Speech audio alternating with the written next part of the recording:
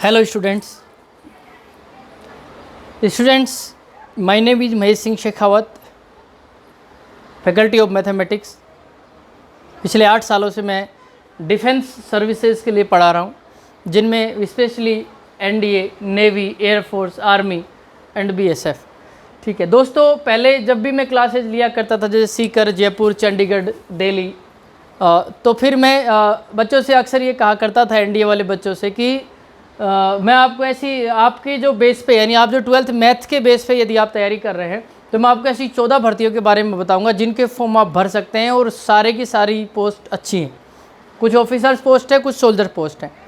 तो उस दौरान टाइम नहीं मिला करता था। आज मैं आपको बताता हूँ पूरा का पूरा कि किस तरीके से ये डिफेंस सर्विसेज के डिफरेंट एंट्रीज़ में सिलेक्शन होता है, क्या क्या इनका मतलब होता है, बेसिकली किस में सिलेक्शन ठीक से हो जाता है, किस में बहुत अच्छी मेहनत करनी पड़ती है। ओके दोस्तों, जैसे कि मैंने ऊपर ये बता रखा है कि सीकर, जयपुर, दिल्ली और चंडीगढ़, ठीक है, लगभग बहुत अच्छे जो जिन इंस्टीट्यूट्स का नाम है उनमें सब में लगभग मैंने पढ़ाया है।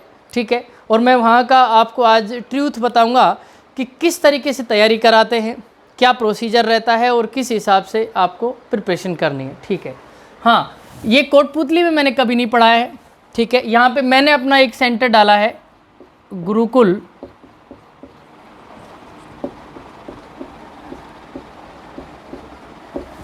Career group. ठीक है, गुरुकुल कैरियर ग्रुप मैंने एक सेंटर डाला है, जिसमें अभी ऑनलाइन क्लासेज हो रही हैं, फिर आप लोगों को ऑफलाइन क्लासेज भी देखने को मिलेंगी। ठीक है, मैं आपको बताऊं, गुरुकुल कैरियर ग्रुप में वो सारे टीचर हैं जो अपने इन सभी अच्छे जो संस्थाएं हैं इनमें पढ़ाए, जिन्होंने पढ़ाया है।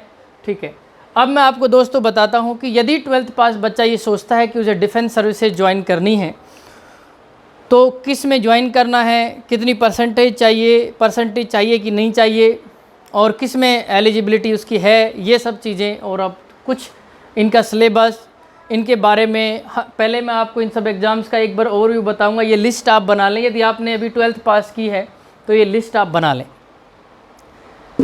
लें, देखिए लिस्ट में आपको समझाता हूँ कि डिफेंस सर्विसेज में एनडीए में जब ऑफिसर आप बनते हैं तो किस किस टाइप से आपका सिलेक्शन होता है, क्या क्या प्रोसीजर होता है, हम विस्तार से पढ़ेंगे। नेवी में कौन कौन सी पोस्ट होती हैं, एयरफोर्स में, आर्मी में और बीएसएफ में। आप एक बार अपनी लिस्ट बना लें अपनी कॉपी में, आप कौन कौन से एग्ज़ाम्स के लिए, ये टोटल जो 14 एग्ज़ाम्स हैं, 14 टोटल एग्ज़ाम्स हैं, इनमें किस में आप एलिजिबिलिटी क्राइटेरिया को फुलफ़िल करते हैं और किस में आप जाना चाहते हैं। देखिए, जाना चाहते हैं ये वर्ड बड़ा नेगेटिव है। जाना तो लोग पता नहीं प्रधानमंत्री बनना चाहते हैं, बट एलिजिबिलिटी भी होनी चाहिए उसके लिए, तो उस एलिजिबिलिटी को हम डिस्कस करेंगे। ठीक है,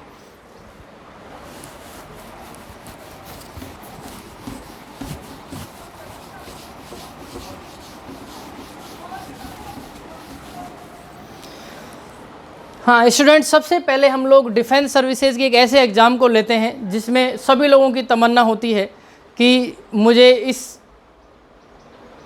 जो एंट्री है इसमें जाना ही जाना है। ठीक है, पेरेंट्स की भी बहुत होती है। देखिए, सबसे पहले मैं आपकी बात करता हूँ एनडीए की। NDA means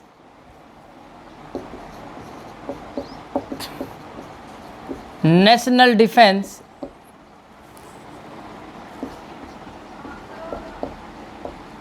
academy. देखिए दोस्तों, ये एनडीए जो नेशनल डिफेंस एकेडमी है, ये जो कोर्स है टोटल, ये 4 साल का है। ठीक है, यानी ट्रेनिंग जिसको कह लेंगे। जब सिलेक्शन हो जाएगा आपका तो आपकी ट्रेनिंग होगी 4 साल की। ठीक है, आपकी 3 साल की ट्रेनिंग होगी, वो एनडीए पुणे होगी। ठीक है, खड़गवासला पुणे में होगी। और 1 साल की जो ट्रेनिंग होगी वो होगी आपकी आईएमए देहरादून।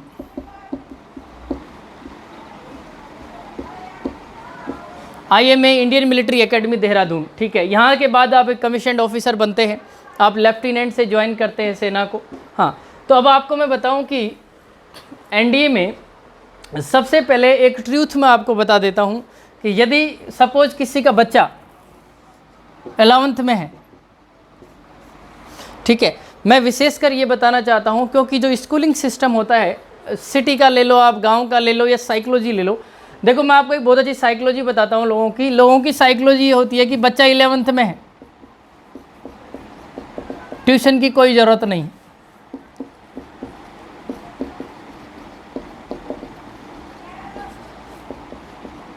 ठीक है, ये साइकोलॉजी लेके चलते हैं पेरेंट्स कि बच्चा 11th में है, ट्यूशन की कोई ज़रूरत नहीं है, 12th है, ट्यूशन बिल्कुल रिक्वायर्ड है। क्योंकि ट्यूशन 12th में कराने के पीछे वो पेरेंट्स लालची है, क्या वो उसको चाहिए परसेंटेज। क्योंकि 11th में तो 11th का जो सिस्टम होता है वो तो स्कूलिंग के हाथ में होता है, तो स्कूल वाले अपनी परसेंटेज अपने हिसाब से चढ़ा देते हैं, जो भी उनकी परफॉर्मेंस रहती है बच्चों की। और 12th में ये परसेंटेज रिक्वायर्ड, 12th में जितनी ज़्यादा परसेंटेज उसके बच्चे की उस मोहल्ले में उतनी ज़्यादा इज्जत। ठीक है, अब मैं आपको एक हकीकत बताता हूँ कि मैंने लगभग ये मान लो आप 60 से लेके और 96% वाले बच्चों तक पढ़ा है, जिसमें चित्तौड़ स्कूल के बच्चे भी थे, सैनिक स्कूल चित्तौड़गढ़। मैंने आपको ये बताऊं कि परसेंटेज सिलेक्शन की गारंटी नहीं देता। पहली बात, किसी की परसेंटेज ज़्यादा है उसका सिलेक्शन हो जाएगा, जिसकी कम है उसका नहीं होगा, ये बिल्कुल ही गलत। हाँ, परसेंटेज एक जगह रोड़ा अटकाती है, कब? जैसे TS टेक्निकल एंट्री स्कीम में जब परसेंटेज के बेस पे कॉल लेटर आते थे, पहले तो नेवी एयरफोर्स में भी परसेंटेज के बेस पे वहाँ पे एंट्री के लिए परसेंटेज चाहिए होती थी, लेकिन अभी नेवी एयरफोर्स में ऐसा कुछ है नहीं। ठीक है, उसमें मिनिमम परसेंटेज चाहिए। तो सिलेक्शन जो होता है उसमें परसेंटेज का कोई योगदान नहीं है। परसेंटेज से हम ये समझ सकते हैं कि इस बच्चे की सीटिंग अच्छी होगी, बट उस बच्चे के कॉन्सेप्ट अच्छे होंगे, ये कतई सही नहीं है। ठीक है, ओके। अब मैं आपको बताता हूँ कि NDA में 11th का जो रोल है, यानी 11th क्लास का जो रोल है 60% है, और 12th का जो रोल है वो 40%। मैं आपको एक और हकीकत बताऊं कि 11th के टॉपिक 12th के कंपैरिजन पे बहुत आसान है। यानी 12th क्लास के जो टॉपिक है वो इतने आसान है, हद से ज़्यादा आसान है। ठीक है, आप कुछ भी ले लीजिए, वेक्टर ले लीजिए, 3D ले लीजिए, कुछ भी ले लीजिए, ऐसा कोई बहुत बेहतरीन उसमें नहीं है। कैलकुलस है, देखो आप कैलकुलेशन 65 मार्क्स के आसपास आता है, उसमें 9 टॉपिक हैं, डिफरेंशियल कैलकुलस और इंटीग्रल कैलकुलस, ये सिंपल। हाँ, 11th के टॉपिक्स बहुत डिस्ट्रैक्टेड। मैं ये नहीं कह रहा कि दोनों, हाँ, लेकिन 11th को छोड़ने के बाद यदि कोई ये सोच ले कि मेरा बच्चा 11th में है, या कोई बच्चा सोच ले कि मैं 11th में हूँ और NDA की तैयारी करूँगा, और वो 12th की परसेंटेज के लिए 11वीं में 12वीं की पढ़ाई कर रहा है, तो ये तो बताइए, ये तो मान लीजिए कि उस बच्चे के लिए NDA का सपना तो बहुत दूर की कौड़ी है। ठीक है, अब बात करते हैं नेक्स्ट।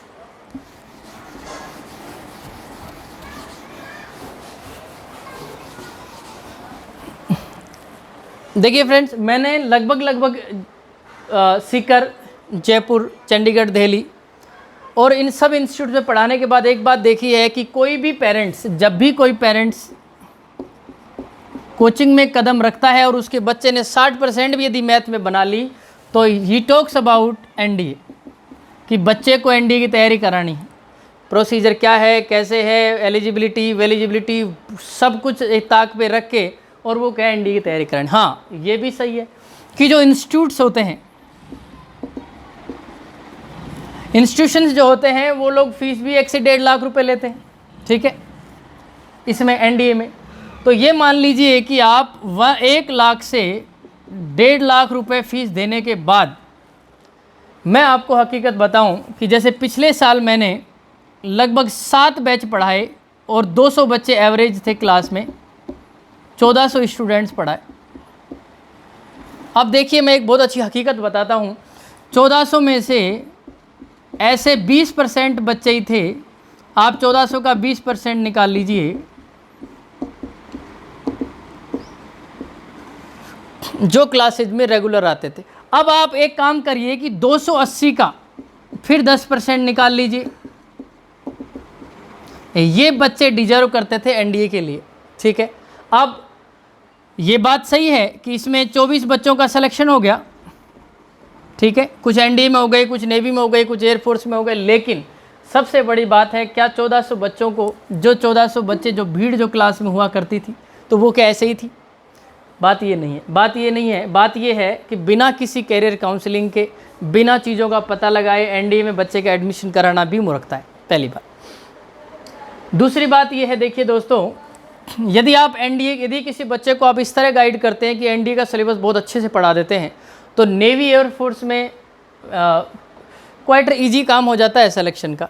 ठीक है, उसका सिलेबस भी, इनका सिलेबस हूबहू सेम ही है नेवी एयरफोर्स का। तो हाँ, अब आते हैं आगे की चीज़ पे।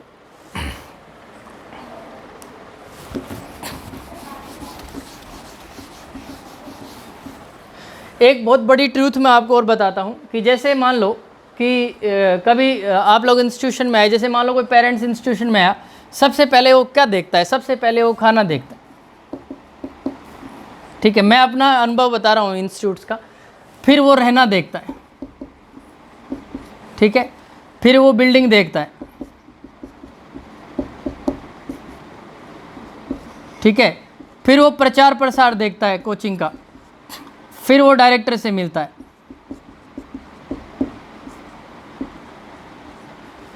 शिक्षक देखिए, पहले सबसे पहले उसने कोचिंग में आते ही खाना देखा, बच्चा खाना क्या खाएगा, दूसरा उसने रहना देखा, तीसरा बिल्डिंग की लोकेशन देखी, चौथा उसने प्रचार देखा, कोचिंग कितना, पांचवा वो निदेशक से मिला, और लगभग शिक्षक से तो वो कभी मिलता ही नहीं।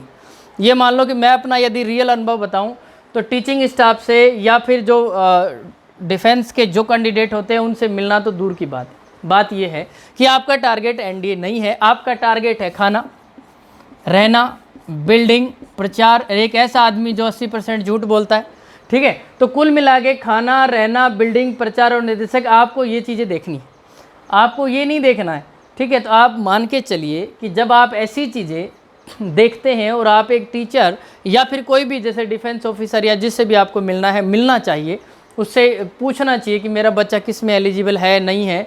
उसके अलावा आपको सिर्फ आपको इन चीज़ों के 1.5 लाख रुपए दे रहे हैं, ठीक है।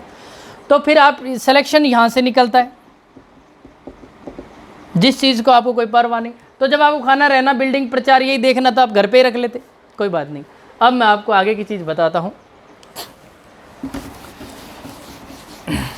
कि बड़ी बिल्डिंग, बड़े प्रचार, इनसे कुछ नहीं होता। आप सबसे पहले किसी भी इंस्टीट्यूट में जाइए, वहाँ के टीचर्स से मिलिए, वहाँ जो शिक्षक हैं उनसे मिलिए और उससे मिल के पता कीजिए कि क्या मेरा बच्चा यहाँ से सेलेक्ट हो सकता है। हाँ, अब देखो हर कोचिंग का अलग अलग सिस्टम होता है, मुझे नहीं पता 80% एलिजिबिलिटी बच्चे नहीं भी होती सिलेक्शन की, या फिर वो एग्ज़ाम में बैठ ही नहीं सकता, कलर ब्लाइंड है, दिस दैट, बट फिर भी उसका एडमिशन ले लेते हैं। क्यों? क्योंकि वो एक कमाने का एक वे बन गया है ना, कोचिंग इंस्टीट्यूट से एक तरीके से एक गोरख धंधा कहते हैं हिंदी में, वो बना दिया लोगों ने। लेकिन हकीकत ये नहीं है, सब एक जैसे नहीं होते, कुछ अच्छे कोचिंग भी हैं। अब जैसे मैं आपको बताता हूँ, सबसे पहले आप एनडीए की तैयारी कर सकते हैं, ठीक है। पहला एनडीए की तैयारी कर सकते हैं। एनडीए का यदि आपने बहुत अच्छे से प्रिपरेशन की है तो दूसरी जो पॉइंट आता है वो आता है आपका नेवी, ठीक है। मैं जितनी डिफ़िकल्टी लेवल के हिसाब से ले रहा हूँ इन चीज़ों को। नेवी में देखो दोस्तों, नेवी में आप AA,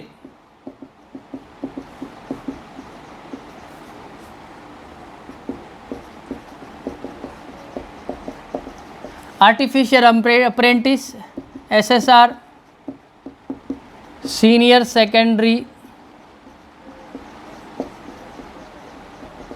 रिक्रूट,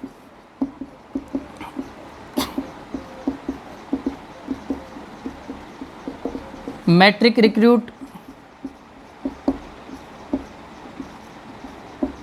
कोस्ट का, ठीक है।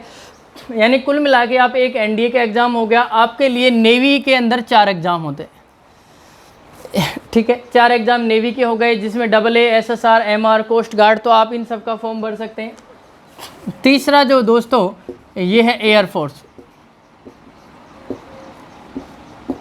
इसमें X ग्रुप और Y ग्रुप, 2 एग्ज़ाम ये हो गए, ठीक है। चौथा जो है आर्मी। आर्मी में देखिए, आर्मी में भी अलग अलग है। जैसे मान लो एक विलेज साइकोलॉजी होती है, गांव में जैसे कहा जाता है भाई कहाँ जाना है, बोला आर्मी में जाना है, ठीक है, आर्मी जीडी का फॉर्म भर दें। लेकिन आप देखिए पहले कि आपका बच्चा किस सिलेबस है, आपका बच्चे का सब्जेक्ट क्या रहा है, उसका फिजिकल कैसा है, फिजिकल मेजरमेंट्स कैसे हैं, क्राइटेरिया फुलफिल कर रहा है। मैं आपको अलग अलग भर्तियाँ बताता हूँ। एक तो देखो आर्मी में होता है आर्मी जीडी, जिसको जनरली कहते हैं जनरल ड्यूटी सोल्जर, जिसको जनरली गाँव में फौजी कहते हैं, ठीक है। दूसरा होता है टेक्निकल सोल्जर,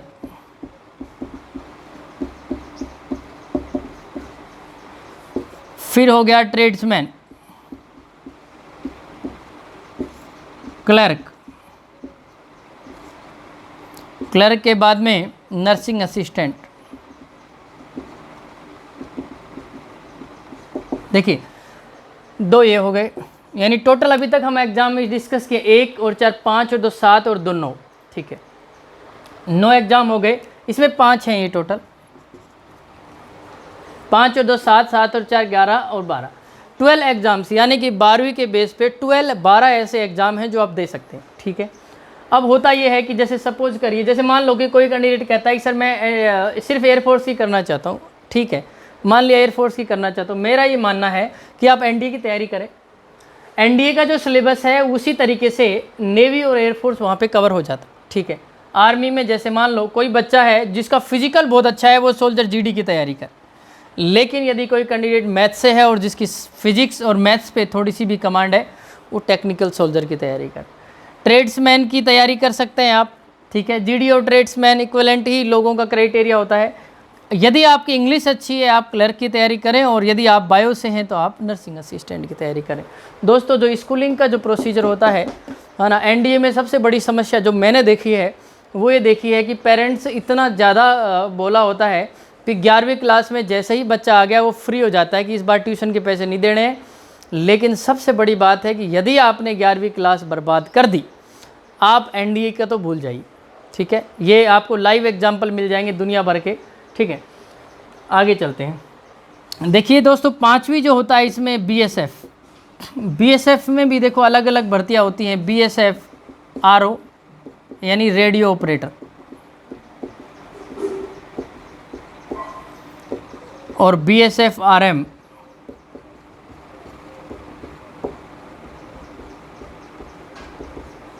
रेडियो मैकेनिक, ठीक है।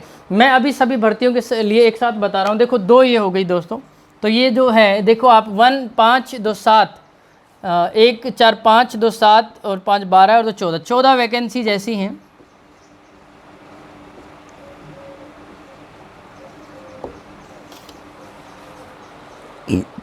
यानी ये 14 वैकेंसीज ऐसी हैं जिनके फॉर्म आप भर सकते हैं। देखिए मैं आपको हर वैकेंसी के बारे में कंप्लीट डिटेल सिलेबस की, पूरा का पूरा सिलेबस कंप्लीट इनका जो भी प्रोसीजर है सिलेक्शन का, ये सारा बताऊंगा। पहले हम लोग डिस्कस करते हैं।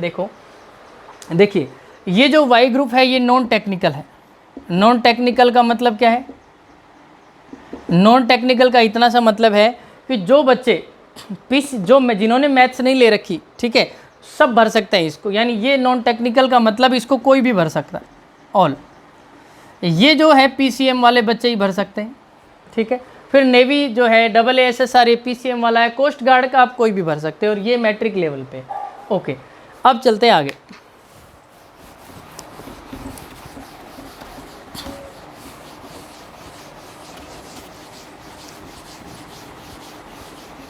हाँ, अब मैं आपको एक ट्रूथ बताता हूँ। जैसे आप किसी से मिलते हैं गांव में या कहीं भी, जैसे सिटी में, अब जैसे एक होता है सिटी और गांव,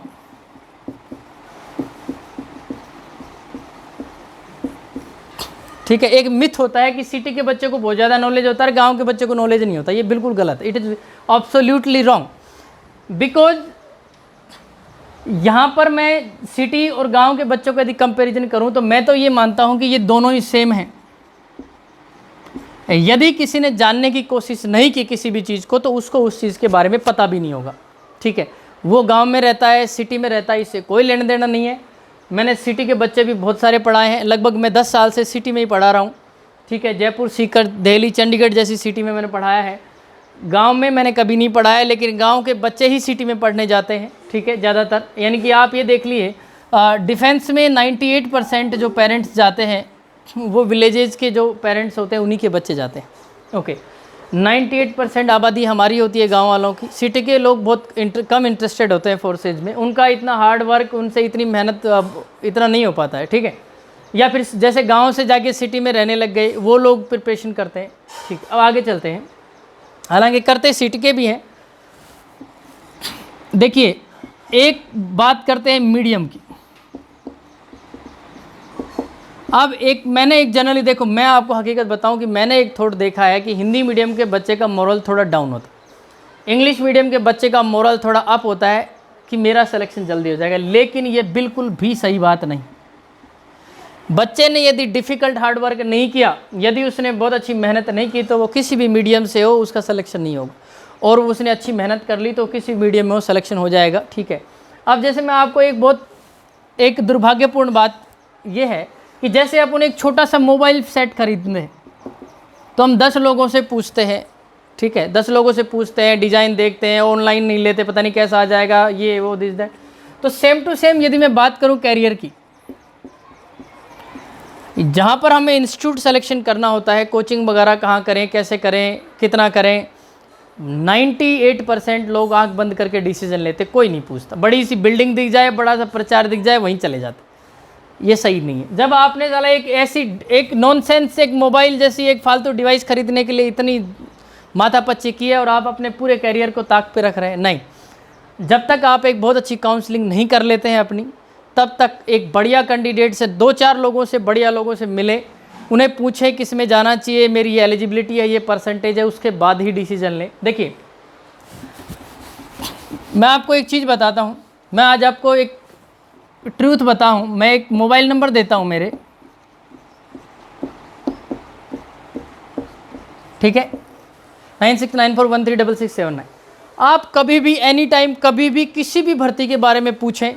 ठीक है, मैं ये नहीं कह रहा कि आप मेरे कोचिंग में एडमिशन लें, लेकिन मैं ये कह रहा हूँ कि आप जब किसी भी कोचिंग में जाएं उससे पहले ये जांच लें कि आप जिस एग्ज़ाम की प्रिपरेशन करना चाहते हैं उसके लिए एलिजिबल हैं, नहीं है तो क्यों नहीं है तो क्यों है। उसके बाद में उसका देखो, सबसे पहले आप किसी भी भर्ती की तैयारी करने से पहले आप मेडिकल,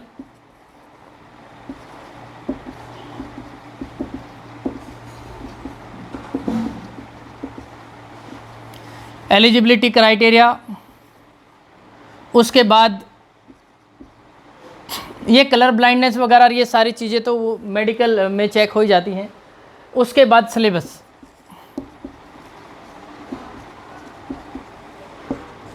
ठीक है, अपनी परसेंटेज। जब तक आप ये चीज़ें नहीं चेक कर लेते हैं, आप किसी भी एग्ज़ाम के लिए आंख बंद करके नहीं जाएं।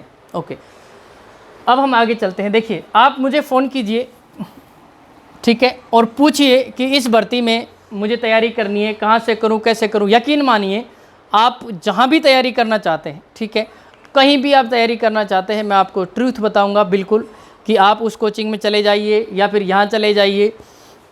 देखिए, एनडीए के नाम से एडमिशन तो हर इंस्टीट्यूट लेता है, लेकिन राजस्थान का कोई भी ऐसा कोचिंग नहीं है जिसके दहाई में, यानी कि 10 के आसपास भी कभी रिटर्न निकलते हों। दोस्तों, रिटर्न, ये इतना बड़ा ट्रूथ है कि रिटर्न एग्ज़ाम भी यदि कोई इंस्टीट्यूट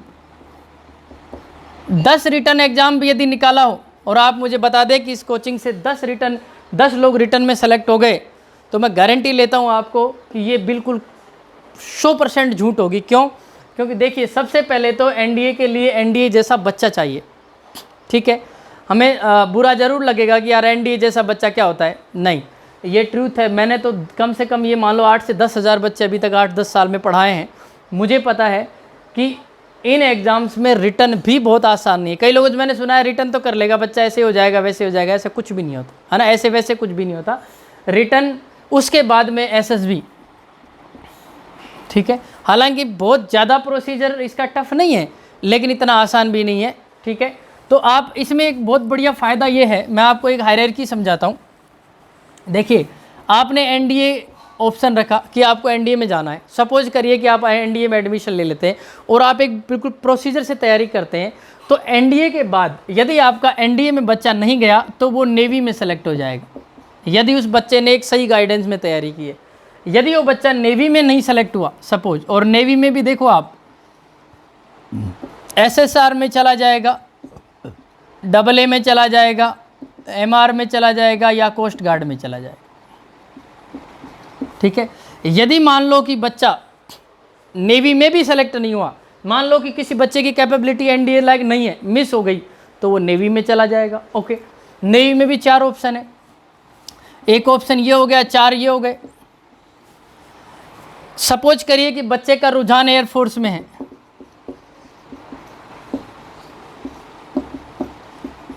X ग्रुप और Y ग्रुप। ठीक है, एयरफोर्स में एयरफोर्स के सारे प्रोसीजर मैं आपको इनके सबके सिलेबस वगैरह भी बताऊंगा।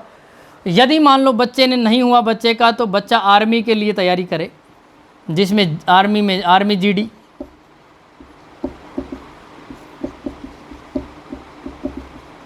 टेक्निकल क्लर्क,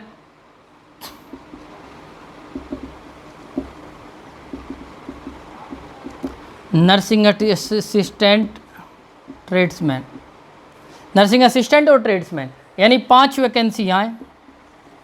आप सोचिए यदि बच्चा यहाँ भी नहीं हुआ तो बच्चे का बीएसएफ में कराइए, जिसमें बीएसएफ आरओ और बीएसएफ आरएम। आप सोचिए, आप हैरान होंगे कि जब बच्चा यदि एक स्टेज से लेकर 14 स्टेज तक भी कहीं रुक गया तो उसकी तो लाइफ बन गई, कैरियर तो बन गया।